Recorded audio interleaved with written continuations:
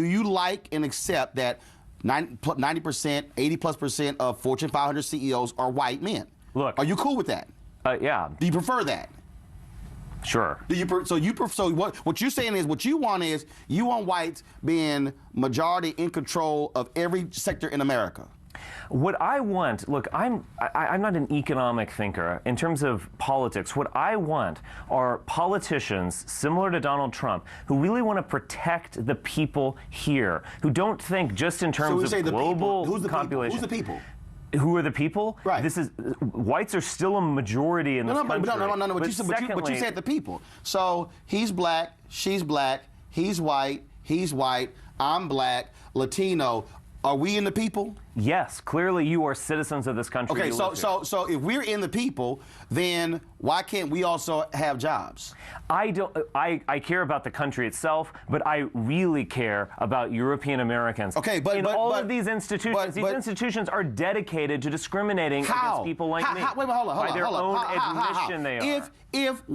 If whites are dominating jobs in banking, if whites are dominating jobs on Wall Street, if whites are dominating hedge funds, if whites are dominating NFL owners and NBA owners, if whites are dominating the major sectors, how in the world can you somehow say, oh my God, it's rough for us white people out here? It's not.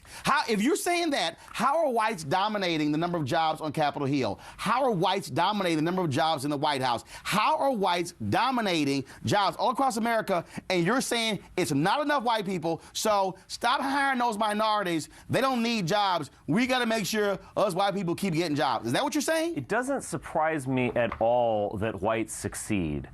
We have succeeded throughout the centuries. We are a people of great genius and ambition. So none of that surprises me. In terms of looking at all of these CEOs, a lot of these are older people. They're from a generation they come from a generation with a very different population. What I'm more worried about right now are younger people. These institutions are actively, explicitly trying to discriminate against them in terms of hiring. How? It's unfair. How? I don't like it. But even worse, this is not this is moving towards a country that is not going to be the country that we want. Well, no.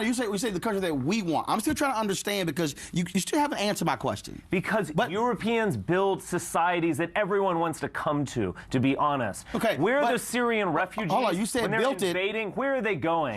They're going to Central Europe. They're going to Western Europe. You said built. Yes. Who built the railroads in America that allowed for us to have expansion out west? Who built that? Yes, a lot of Chinese people. You said the operative word there was built.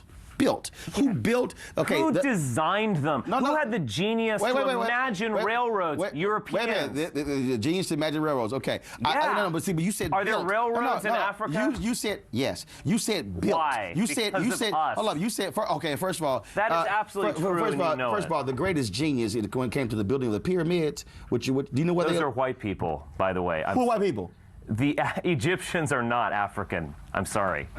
Do you know where Egypt is? Yes, it's in North Africa. Okay, stop. Stop right there. You just said that the Egyptians are not African. Are white South Africans African? Wait. Yes, they are African. See, okay, to be African means you come from the continent of Africa. So if you come from the continent of Africa, that's who you are. So that means you're an African. So you do know. Do you also deny science that man originated from Africa, or do you say that's false science? What are you talking about? I mean, what are you referring to? I'm talking science. Archaeology. I'm talking biology. I'm talking science. In terms of where did man originate? White scientists.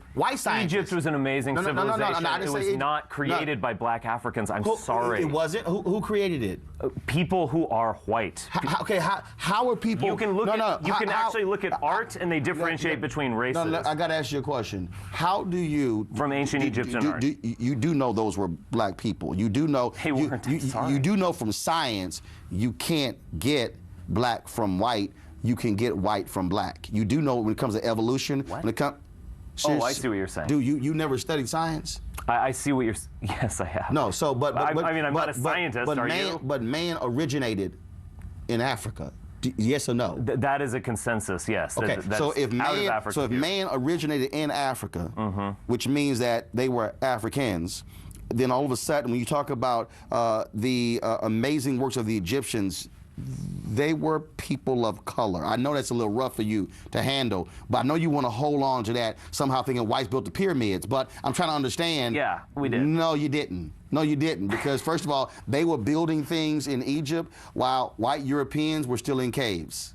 That's a fact. That's a fact. Okay, sure. But I'm still go back to you insist that somehow that whites are not getting jobs in America in this rough. Are you afraid of competition? I am not afraid of competition. Competition can be good. That being said, are you what's afraid great? To compete? Are you I think afraid actually, to compete? hold on. Are you afraid of some other television station beating you? I mean, you're not. Okay. You know why? No, you know why? Because you're confident. That's no. great. Not just confident. Because see, I have skill set. I understand what I do. See, but what you're telling me is sounds like confidence. No. What you're telling me is this here.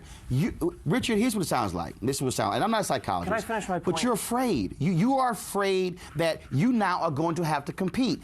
You've had such a head start. You've had an 80-yard head start in a 100-meter dash, and now you're upset that people are catching up. Sure. Why are you so afraid? Sure, everyone likes to win. But to be honest, in terms of Donald, what's great about Donald Trump is that he hasn't been saying, oh, this is great global competition for all Americans, let's do it. No, he's actually said, I care about my people first. I care about people. He's referring to all Americans. When he says, my people first, America first, what he's saying is that he is going to help the people of this country first. But you don't He's want not going to throw them out to the wind. But you don't want that. You don't want. Yes, I do. So you don't mind blacks and Hispanics and Asians, Native Americans getting jobs, doing well. You don't mind that? Of course I don't mind that. Okay, but you're so concerned that oh my God, whites are not getting hired when that's not true. It's clearly whites are getting hired. My claim is that effectively every major institution in this country, from governmental institutions to corporations, are discriminating against whites and white men. When you're majority white, they explicitly they literally talk about it. If you believe race doesn't matter and that we're all equal and so on, then the Apple Corporation should be 65% white. It's not. Hold up. You say it should be 65% white, but if Apple is saying Asians are tremendously overrepresented. Because maybe if Asians are going and studying in those sectors, that's why. Right, but sure, but I mean, you're just begging the question. No, I'm not begging the question. What I'm saying is this here: why are more whites? Why are they? Why are they going into sciences and not? I mean, why are Asians succeeding in science, whereas Africans aren't? I went to Texas A&M. Why are more whites in agriculture? We have a natural, tendency to do that. I don't know. No, you don't. First of all, black people actually out there sitting Please picking don't cotton. say black people created agriculture. No, but we damn sure did the work. But here's my whole point here. Here's my whole point, which I'm trying to get you to understand. Okay. If you have more whites who are going into agriculture, again, I'm a Texas A&M University graduate. I grew up in Texas. Okay, where? In Dallas. Okay, which part of Dallas? The white part. Which part? There's a lot of white parts in Dallas. Just Preston Hollow. Yeah. I see exactly where your thought process comes from. That's why you have the white country clubs there as well, because they don't want other people in there.